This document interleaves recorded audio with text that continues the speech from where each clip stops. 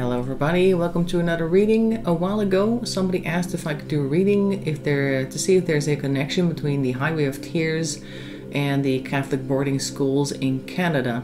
Now the Highway of Tears is Highway 16 in British Columbia. It runs from Prince George to Prince Rupert, and since about 1970 women have been coming up missing or disappearing from that road. Predominantly indigenous women, and not a lot of help is being given from the Royal Canadian Mounted Police. I believe other investigative offices don't seem to be in too great of a hurry. I'm not saying that nothing happens from the police. I believe there are investigations going, but it's fairly telling, I gotta say, that there's like very little attention for them in general, and the cases do not seem to be getting a lot of manpower either. In any case, not as much as we would like. So we're gonna start off with the vice versa deck, which is this one, which has two sides to every card, and then we're gonna move on to the Crow Tarot deck, because I believe that the crow is an important spirit in many indigenous tribes, so we're going to use that. I thought that was only appropriate. If you see something in the cards that I'm not saying because I'm too busy talking about something else or whatever that I'm seeing, make sure to put that in the comment section below. And please keep it positive, because that's a great way to make the video as helpful as possible, also for the people that come to view it after you. So, as per usual, I'm just going to start shuffling deck. Once I have a whole bunch of cards here, we're going to take a look at them. So let's just get started.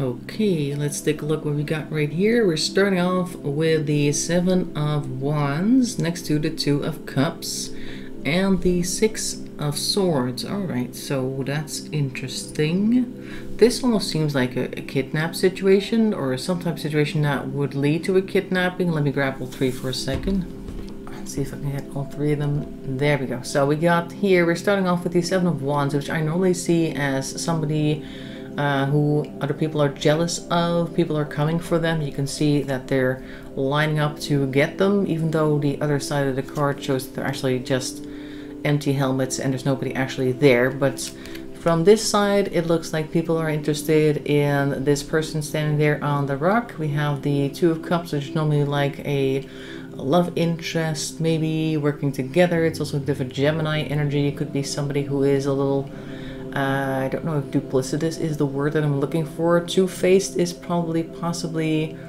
the thing, because I'm focusing on this star and, oops, sorry, there we go, star and the two snakes down there. So that is forming the staff of Caduceus or Caduceus, not really sure what that's called, you know, that Hermes staff. But I feel like since I'm being asked to look at these snakes, that there could be a snake in the grass, and then we see the Six of Swords, which is normally like being carried, usually by life, being carried down the river with the flow, so to speak, not in a negative sense carried down the river, but more like letting yourself go with the flow, but it's in reverse. So this is a somebody else decides where we go situation. And they do actually hold a cup in her hand. I don't know if you can see that. There's a cup in her hand, and it's like her feelings are hers, but the place where she's going are his to this side. So this seems to me like this would be a typical situation. A lot of people are apparently looking at these indigenous women and thinking, I'd definitely like to come into contact with them, but the feeling is probably not mutual, and therefore we get this situation where they insist and take them regardless, and that apparently is possible. Let's take a look why. Because we have here the Page of Swords in reverse and backwards. That's an interesting one. Not seen this one before. Next to the Page of Wands.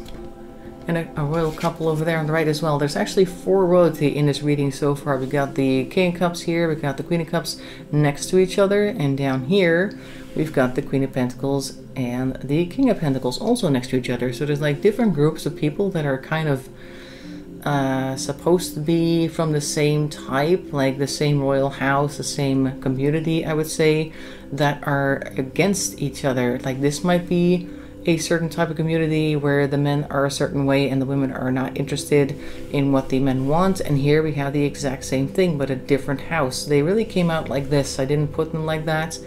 They came out in that order, so that is very interesting. But first I want to take a look at these two, because we have here the Page of Wands and the Page of Swords.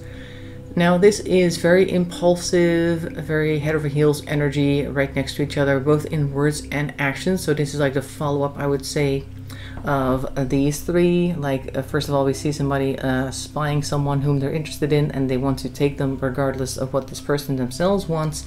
And then we see a lot of words and actions to the negative and probably to the detriment of the female in this case.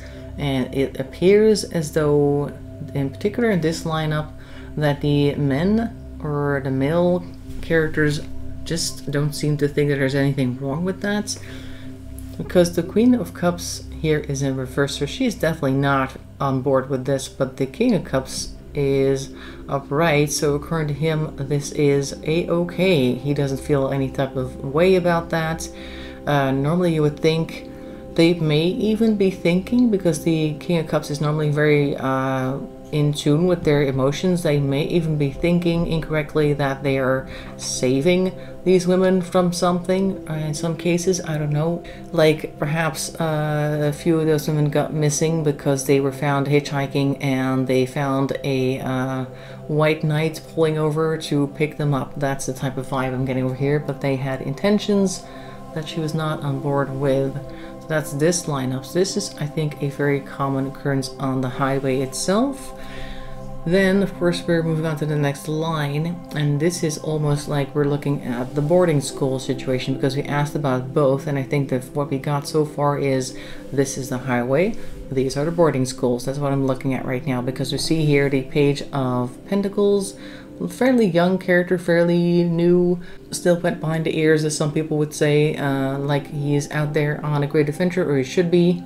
Setting out on a new adventure and really expecting something positive from that, because we see the Ten of Cups is like all I've ever wanted type of thing. It's gonna be great. I've got all these, gonna make lots of friends, gonna be, I don't know, I guess it's gonna be nothing but sunshine and rainbows, as you can see in this card.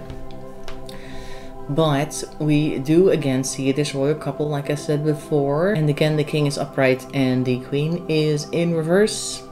So this almost seems to say, like, whatever it is that's causing this issue, if you could call it that, it's definitely more serious than just an issue, but people disappearing on like the Highway of Tears and other places in Canada, because the Highway of Tears is far from the only place where Indigenous women tend to disappear.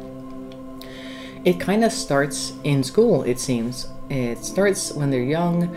I feel like I'm getting this impression that from a fairly young age, particularly the women are taught that the world is not for them, so that they have a certain idea, and maybe they also don't value themselves enough in that way. And with the boys it's a slightly different story. They're a little bit more assertive in that sense. Now males are tend to be more assertive anyway, but it's a bit more like this is the general balance as it is. It's almost like the yin yang that we're seeing here, male female, and they're opposites to each other, but they're right next to each other here again, except over here it was the male first and then the female first. So this is him considering his interests, and she apparently came to life thinking that everything was going to be great, and then encountered trouble with that, and people possibly telling them that they were not worth everybody's time, that they aren't really worth that much, etc. And we see that also here with the world in reverse and the sun also in reverse, but also this is the back side of the sun. Let's take a closer look at that, because the sun normally is this. So you see the very sunny child with the horse, everything looks great. It's like got this nice field of sunflowers in the background, and it looks very cheerful.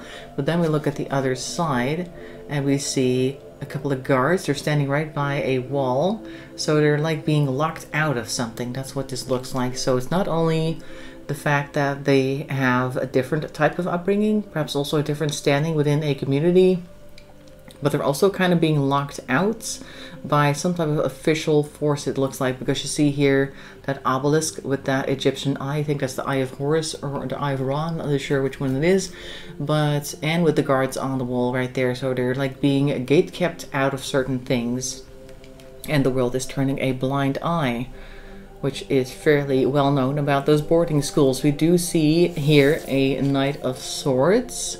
And this to me says that with this whole lineup, with the stuff that they've experienced in the past, they have a certain attitude, the indigenous females, that it doesn't really matter, I'm going to do whatever I want. They're a little bit more gung-ho, perhaps, maybe in a sense to reclaim some sense of control over the world, like I'll do what I want, nobody can tell me what to do, but also because they do have that underlying feeling of not being worth quite as much as others are, and the world is just not watching them, so that makes them more rebellious, perhaps. And that could cause them as well to be more likely to end up over here. So it starts very young. This is of course the boarding schools, but it's probably also just in the upbringing in general that we see this. So it starts very young, like they get certain values communicated to them, certain ideas communicated to them and about the world that cause them to be more likely to be victims. And then we see that in particular the males here are not really bothered too much. So let's move on to the Crow Tarot, because them being more likely to be in trouble is one thing, but then we have the other side of the story, like them not really being found too quickly. The whole idea of that the law enforcement is not too willing to help them, because a while back I also did a reading on this guy that had a ranch and people were disappearing around this ranch, and there was even a indigenous woman that was in the back of his car. I did a reading on her. I'll put it on the screen because right now the name's not coming to mind, but she was in the back of his car. She called her brother, and while she was in the back of the car she was asking where they were going, etc., and he just didn't seem to care. And also the people that know about him know that law enforcement knows about him as well. And for whatever reason, I don't believe that he's been arrested yet. So there's definitely something going on. Like there's an unwillingness to do much more than the absolute minimum, it seems. At least that's how it seems from the outside. But let's take a look if we can get anything for the tarot card about that. The tarot deck, the Crow Tarot, is now up. So what is up with the way society treats them when they get into trouble? What's behind that? Okay, so I got the Temperance in reverse. That's something being out of balance. We have the Ace of Cups in reverse, so that's definitely a loss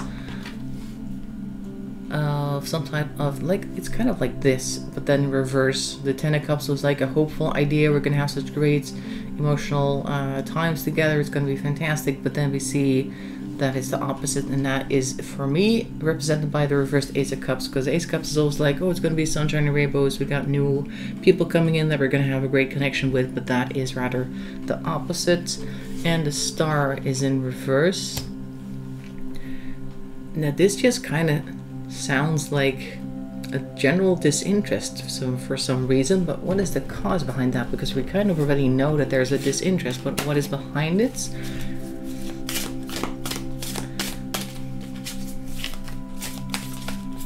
I feel like the Star in reverse is also kind of giving me out of sight, out of mind vibes. It might be that a lot of people just don't tend to know and or care too much. We got here the 10 of Wands, so that's a lot of burden being carried.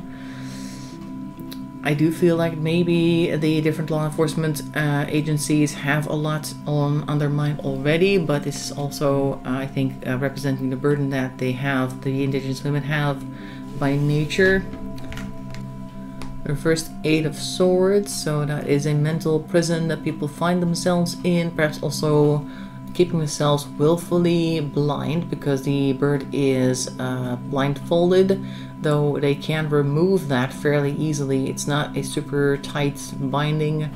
The 8 of Swords is always like a card that says people are trapping themselves, so it could be that people who should pay closer attention are kind of keeping out of it, staying on the sidelines, perhaps focusing a little bit too much on the workload they already have. That's why it's next to Temperance. It refers like, okay, no, look at all this stuff I've got on my desk. I've got this, I've got that. I need to do this before Monday, la la la. So they might be keeping themselves artificially busy and perhaps not even being aware that that's what they're doing. This seems like something that's fairly deep, like a deep pattern that's been going on for quite some time. Oh yeah, but we do know what we're doing. Some people at least are aware that they are doing this on purpose and perhaps also trying to not be noticed.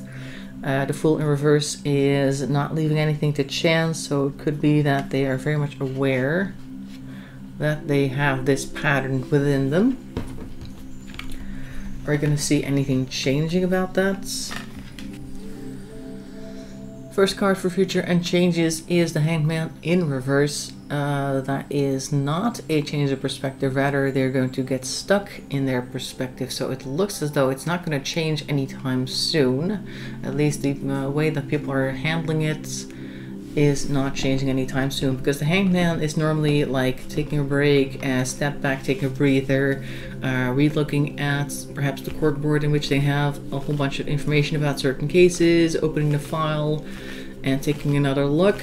But it looks like this card at least is saying that they are not going to do that. They are going to stick to their old ways, at least for the time being. And the Four of Pentacles in reverse is saying that the careful way that they're spending the resources is not going to be very helpful. So this really looks like hanging on to my guns. This is how I do things. This is how we've always done things. You know, the old boys club in that sense is fairly strong in this case. Like there's just certain rules that they follow, certain paths that they'll walk, and they're not going to change that anytime soon. I'm gonna go for one more card, see if we can get anything positive about the future. I ask for positive and I get strength in reverse. So this could mean that the path is not looking too bright, but it could also mean that their stubbornness is waning, because it's right here.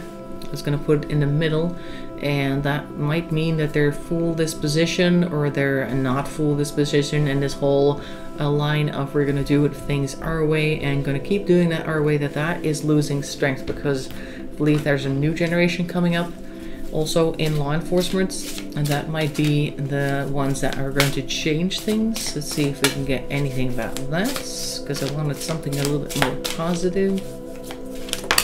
Whoop, 2 of them. We have the Wheel of Fortune. Yep, there we go. Things are changing. And we have the Lovers in reverse. So somebody's definitely going to have to break with some people that they perhaps have previously respected. It could be like I'm envisioning a young officer or several young officers that have been trained by a senior officer that are just going to be the change that we need to see, and they're going to break with the trainers that they learned from and do things their own way. That's why the Lovers is in reverse next to the reverse strength and the Wheel of Fortune. So that is in any case some positive news. Like, okay, we see that there's a systemic old boys club type. I know that the term old boys club is used a lot lately, but this really does look like a this is how things are type of situation, and it's often people that follow tradition. So in that sense, it is an old boys club, and it looks like we're going to see some changes there in the future. This almost looks like a wheel itself as well. So we're going to lose some of this blindness. We're going to stop pretending that we are overburdened, and well, they are anyway, and eventually we're going to go through, we'll change, lose some strength, and part with the old ways is what this is looking like. So that is what I'm seeing. I hope you found that interesting and helpful. I hope to see you in another video. In any case, make sure to drop a like. That really helps the channel along. And thanks for watching. Stay healthy and safe, and bye bye for now.